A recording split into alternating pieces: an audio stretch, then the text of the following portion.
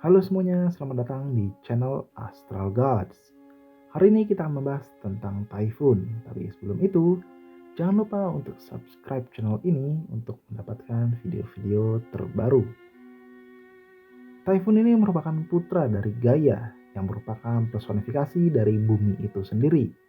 Dan juga Tartarus yang merupakan personifikasi dari jurang besar jauh di bawah bumi.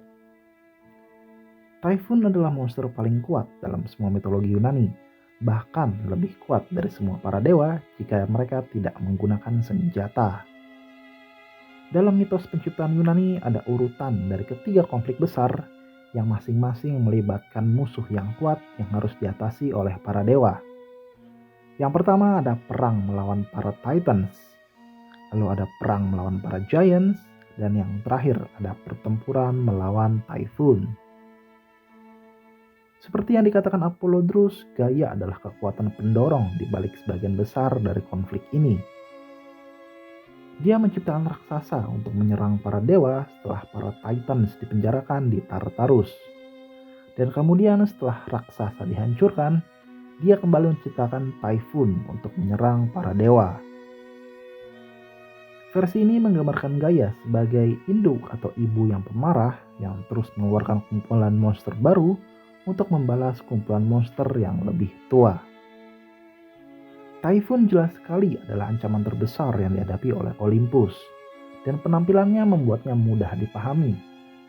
Dia sangat mengerikan untuk dilihat, bahkan yang paling berani pun dilanda ketakutan olehnya. Dan kekuatan yang dimilikinya juga luar biasa dan tidak tertandingi oleh orang lain. Bahkan Zeus yang merupakan dewa perkasa, jika bukan karena petir yang dia pegang, kemungkinan besar dia akan kalah. Typhoon ini adalah setengah manusia dan setengah binatang. Dalam ukuran dan kekuatan, dia mengalahkan semua anak Gaia lainnya. 100 ekor ular melintir dari bahunya di mana lengannya seharusnya berada. Tetapi selain dari lengannya, tubuhnya seperti manusia hingga sampai pahanya. Di bawahnya lalu terdapat kembali banyak ular berbisa yang melingkar. Sayap juga tumbuh di sekujur tubuhnya, dan matanya merupakan dua lubang api yang tanpa ampun menyala hampir seperti mulut dari dua gunung berapi. Suara setiap binatang buas bergemuruh darinya. Segala jenis sayap tumbuh di sekujur tubuhnya, dan rambut-rambut pun tumbuh dari kepala hingga sampai pipinya. Dia mengerdilkan pegunungan saat dia melangkah melintasi daratan, dan kepalanya tampak seperti menyapu bintang-bintang. Dikatakan bahwa jika dia mengulurkan tangannya, dia bisa menangkap titik terjauh dari barat dan timur secara bersamaan. Oke, sekarang sejauh yang saya tahu tampaknya ada dua versi yang merinci pertempuran antara Typhoon dan para dewa di Olympus. Dan mereka ini cukup berbeda. Yang pertama dalam Theogony Hesiod.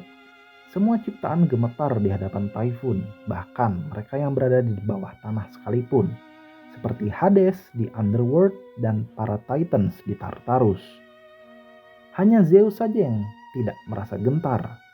Dia merupakan penjelmaan dari badai yang mengamuk. Dia menggunakan guntur, halilintar, dan petir yang berasap seperti pedang, tombak, dan anak panah. Dia lalu melancarkan serangan secara gencar dan semua kepala binatang telah terkikis dari tubuh Typhoon. Dan Zeus lalu melemparkan Typhoon ke kedalaman Tartarus sebagai penjaranya. Lalu ada versi kedua yang diceritakan oleh penyair Ovid dalam karyanya Metamorphoses dan oleh ahli mitos Apollodorus dalam The Library of Bibliotheca. Versi ini memberikan gambaran yang kurang bagus tentang para dewa ketika Typhoon mengepung Gunung Olympus. Semuanya, bahkan Zeus, melarikan diri ke Mesir dan mereka menyadari bahwa Typhoon sedang mengejar mereka. Mereka merubah menjadi binatang dan bersembunyi. Ada Zeus yang berwujud domba jantan, Hera berwujud sapi putih, Dionysus berwujud kambing, Aphrodite berwujud ikan, dan seterusnya. Zeus akhirnya menemukan keberaniannya dan menembakkan rentetan petir dari tangannya. Tetapi Typhoon yang tetap mendesak maju sampai dia dan Zeus terkunci dalam pertarungan jarak dekat. Serangkaian tebasan dari sabit adamantine milik Zeus yang merobek daging dari Typhoon hingga membuat monster itu berbalik dan lari. Zeus pun kemudian mengejarnya dan kemudian setelah melihat betapa parahnya luka dari Typhoon, Zeus menjadi terlalu percaya diri dan maju, memilih sekali lagi untuk bertarung dalam jarak dekat. Tetapi Zeus belum menyadari bahwa kekuatan Typhoon masih belum habis. Zeus pun lalu terbungkus dan dilumpuhkan oleh serangan-serangan dari Typhoon. Sabitnya direnggut dari cengkraman Zeus dan dengan itu semua otot, tangan, dan kakinya dipotong oleh Typhoon. Typhoon kemudian menyeret Zeus ke sebuah gua dan uratnya ditempatkan di kulit beruang yang dijaga oleh naga betina bernama Delphine. Untungnya Zeus bukan satu-satunya dewa yang menemukan keberanian mereka. Hermes lalu muncul dan membunuh naga itu, mengambil kembali urat milik Zeus, lalu memulihkan dan menyelamatkan Zeus yang kembali berperang dengan sepenuh hati ketika kekuatannya telah pulih.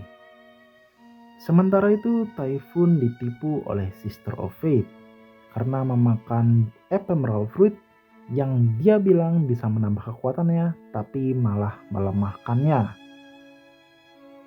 Zeus pun lalu menerjang maju dengan keretanya datang untuk melawan Typhoon. Dengan kembali menembakkan petir dari tangannya membuat monster itu kewalahan. Pertempuran pun berakhir ketika Zeus melemparkan gunung Etna ke arah Typhoon dan menguburnya di bawah bumi. Dan itu saja untuk video kali ini. Jika Anda menikmati kontennya, silakan klik like dan subscribe. Seperti biasa, tinggalkan saran untuk video selanjutnya di kolom komentar. Dan jangan lupa lihat apa yang kamu ingin lihat dan percaya apa yang ingin kamu percaya. Sampai jumpa di video selanjutnya di channel Astral Gods.